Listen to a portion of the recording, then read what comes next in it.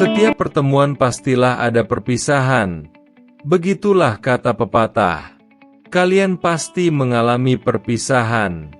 Misalnya perpisahan dengan saudara yang akan merantau, perpisahan dengan kakak kelas yang telah lulus, ataupun pelepasan anggota keluarga yang hendak berangkat haji. Peristiwa ini seringkali diiringi dengan tangis dan haru. Apakah kami akan bertemu kembali? Itulah pertanyaan yang muncul dalam perpisahan. Sungguh perpisahan adalah momen yang paling mengingatkan makna hidup yang sebenarnya. Begitu juga dengan Haji Wada, yaitu haji terakhir yang dilaksanakan Rasulullah.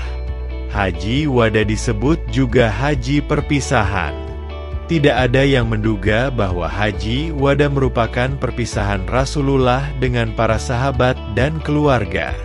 Kisah ini diawali ketika Muhammad Shallallahu Alaihi Wasallam berada di Madinah.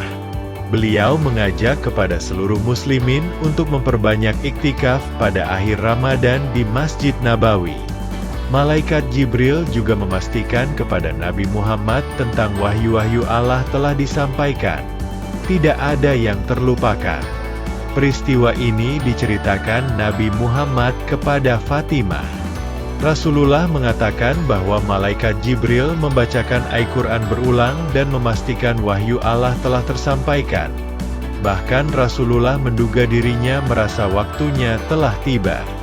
Keadaan ini membuat kerinduan terhadap kota Makkah semakin kuat. Rasulullah ingin segera berhaji dan mengunjungi kota Makkah. Pada bulan ke-11, Zulkaidah, Rasulullah mengumumkan kepada kaum muslimin yang berada di kota Madinah.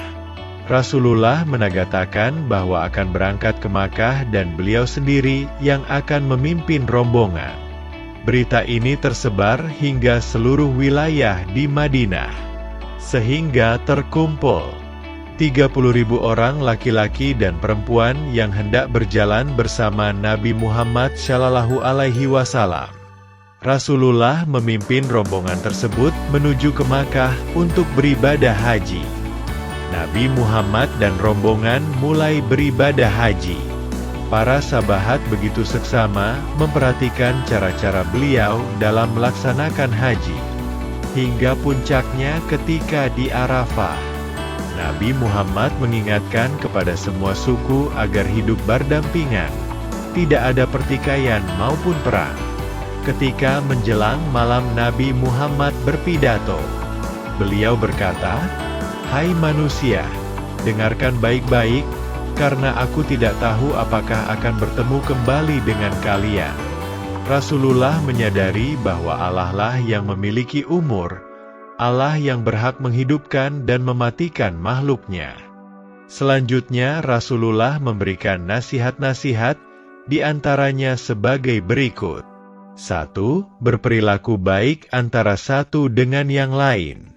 2. Mengerjakan yang diperintahkan Allah dan meninggalkan yang dilarang. 3. Memegang amanat dengan penuh tanggung jawab. 4. Melarang perbuatan riba. 5. Mengajak untuk menciptakan perdamaian dan tidak ada balas dendam. 6. Memberikan persamaan derajat, tidak merasa paling tinggi derajatnya kecuali ketakwaannya. 7. Sesungguhnya satu muslim dengan muslim lainnya adalah bersaudara. Dalam peristiwa tersebut juga Allah menyampaikan wahyu dalam Al-Quran surat Al-Maidah surat ke-5 ayat 3 yang artinya, pada hari ini, kaum kafir telah berputus asa untuk mengalahkan agamamu, maka janganlah kalian takut pada mereka, melainkan takutlah padaku.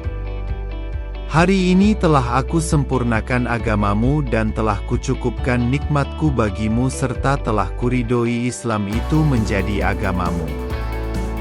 Quran Surat Al-Maidah Surat ke-5 ayat 3. Ayat tersebut memberikan makna bahwa ajaran Islam telah sempurna sehingga tidak ada lagi wahyu yang turun. Ayat ini juga menunjukkan sebagai wahyu Allah yang terakhir. Peristiwa ini mengguncang para sahabat dan banyak membuat air mata berlinang seolah-olah Nabi akan meninggalkan mereka. Setelah haji selesai, Nabi Muhammad beserta rombongan kembali ke Madinah. Tak lama kemudian Nabi Muhammad sakit, tepatnya pada akhir bulan Safar di tahun ke-11 Hijriah. Dan pada tanggal 12 Rabiul Awal tahun 11 Hijriah Allah menjemputnya menuju alam akhirat. Peristiwa wafatnya Rasulullah membuat para sahabat sangat berduka.